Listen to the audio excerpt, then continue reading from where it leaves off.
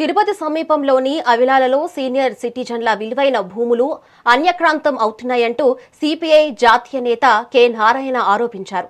బాధితులైన నల్లపల్లారెడ్డి, ద్వారకానాథ్ రెడ్డి, వనజ దంపతులను పరామర్శించిన ఆయన పవిత్ర ప్రాంతంలో భూ కబ్జాలు, రౌడీయిజం జరగడం బాధాకరమన్నారు.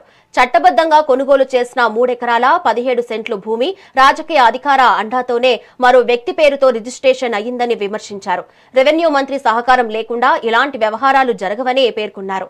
బాధితుల భూమిని తిరిగి వారికి స్వాధీనం చేసేందుకు సిపిఐ పక్షాన గట్టిగా పోరాటం చేస్తామని స్పష్టం చేశారు. మీ సొంతూరు ఎవరు?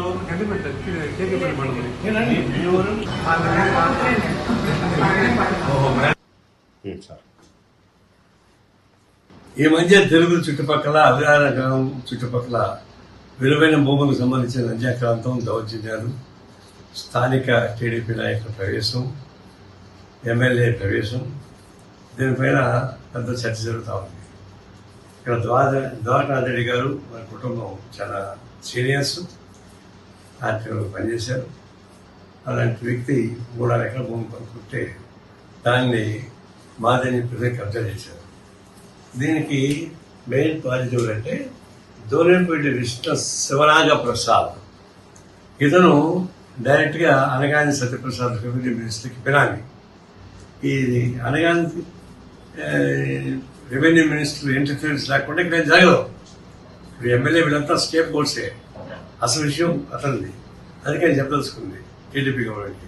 మీ మంత్రులే డైరెక్ట్గా ల్యాండ్ కబ్జాకి ఇన్వాల్వ్ అవుతుంటే, ఇలాంటి సీనియర్స్ దాడి చేస్తుంటే ఎవరిని పెట్టి, ఇలాంటి బినామీ వాళ్ళ పేర్లంతా పెట్టి అరేంజ్ చేసుకుంటే వీళ్ళు అనామకులు. వీళ్ళు మొత్తం డాక్యుమెంట్ చేస్తే ఒక్కడికి ఆధార్ కార్డు లేదు, ఒక్కడి ఐరిష్ ఫోన్ లేదు, అంత పాస్పోర్టు పోలీస్ స్టేషన్లో కేడీలు ఇస్తుంటాయి. అట్లా తీసేసి పెట్టేసి ఇక్కడ వాళ్ళు రీచ్ చేసి పెట్టారు. ఇది భూమినాథ్ అంటారు.